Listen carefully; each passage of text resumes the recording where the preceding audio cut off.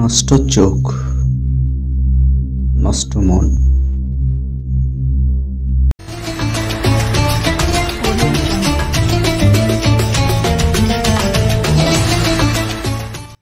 চোখ এটা শুধু দেখার জন্য নয়, এই চোখ একদিন সাক্ষী দেবে। যদি চোখ দিয়ে হারাম দেখি, তাহলে মনেও তা জমে যায়। এই গল্প এক যুবকের, যে চোখ দিয়ে নিজের মন হারিয়ে ফেলেছিল। রায়হান ছদ্মনাম, মধ্যবিত্ত পরিবারের ছেলে। ছোটবেলায় নামাজ পড়তো, রমজানে রোজাও রাখত, কিন্তু একদিন হাতে এলো একটা স্মার্টফোন। প্রথমে বন্ধুদের সাথে মজার ভিডিও দেখা, তারপর হালকা অশ্লীল জিনিস। ধীরে ধীরে সে এক অজানা জগতে ঢুকে পড়ে। হারাম দৃশ্য, সোশ্যাল মিডিয়া, অন্ধকার দিক, সবকিছু তার চোখে লেগে থাকে। চোখ দিয়ে দেখার সেই আগ্রহ একসময় নেশায় পরিণত হয়। দিন কাটে, রাত কাটে, কিন্তু সে জানে না তার চোখ নষ্ট হয়ে গেছে। আর সে বুঝতেই পারেনি তার মনটাও ধীরে ধীরে অসুস্থ হয়ে পড়েছে। রায়হান এখন একা।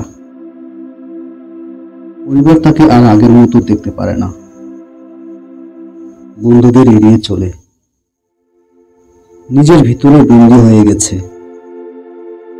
সে আয়নার সামনে দাঁড়ায়, নিজের চোখের দিকে তাকিয়ে ভাবে, আমি কি এখনো আগের আমি? লাল, ক্লান্ত, নিঃসঙ্গ। সে ভাবে, এই চোখ দিয়ে আমি একদিন কোরআন পড়েছি, এখন দেখি হারাম দৃশ্য। হারাম দৃশ্য দেখার পর তার মন শান্ত হয় না, বরং আরো অস্থির হয়। তার ভেতরে এক ধরনের শূন্যতা তৈরি হয়েছে, তবু সে কিছুই করতে পারে না, কারণ সে আসক্ত। এক রাতে ইউটিউবে একটি ইসলামিক ভিডিও চলে আসে। এক আলেম বলেছিলেন, যে গোপনে পাপ করে আর তওবাও হতে হবে গোপনে। আর আল্লাহ গোপন পাপকে এমন ভাবে ক্ষমা করেন যেন তা কোনোদিনও ঘটেনি। এই কথা যেন বজ্রপাতের মতো আঘাত করে রায়হানের মনে। সে কাঁপতে কাঁপতে উঠে দাঁড়ায়, ওযু করে 3 বছর পর তাহাজ্জুদে দাঁড়ায়, সিজদায় পড়ে কাঁদে। এত কাঁদে যেন বুকের ভিতর জমে থাকা সব পাপ ধুয়ে যায় চোখের পানিতে। সে বলে, হে আল্লাহ, আমি জানি না আমি কেমন করে এত নিচে নেমে গেছি, তবে তুমি যদি না ক্ষমা করো তাহলে আমি শেষ হয়ে যাব। রব, আমাকে ফিরিয়ে নাও, আমাকে গ্রহণ করো।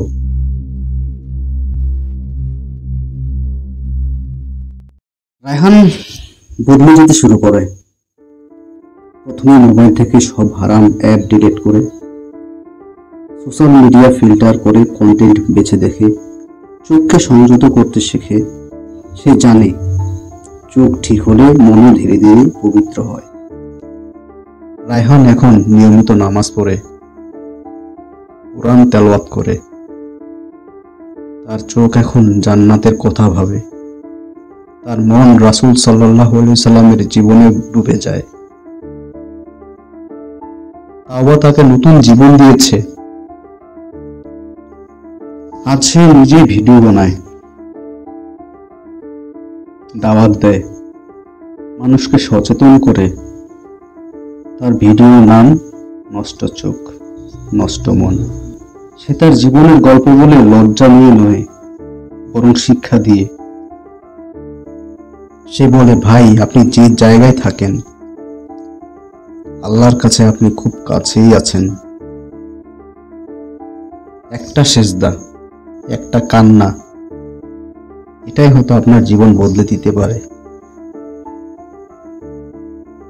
পাপ করা আমাদের ভুল, কিন্তু পাপের উপর থাকা আমাদের ধ্বংস। আজই ফিরে আসুন, চোখকে বাঁচান, মনকে রক্ষা করুন। আল্লাহ এখন অপেক্ষা করছেন আপনি ফিরে আসবেন বলে। যখন চোখ হারাম দেখে তখন মন মরে যায়, কিন্তু আল্লাহ যখন ক্ষমা করেন তখন চোখ আবার কাঁদে। নষ্ট চোখকে বদলান, দেখবেন মন নিজেই ঠিক হয়ে যাবে। সুপ্রিয় দিনী ভাই ও বোনেরা, ভিডিওটি কেমন লাগলো কমেন্ট করতে বলবেন না।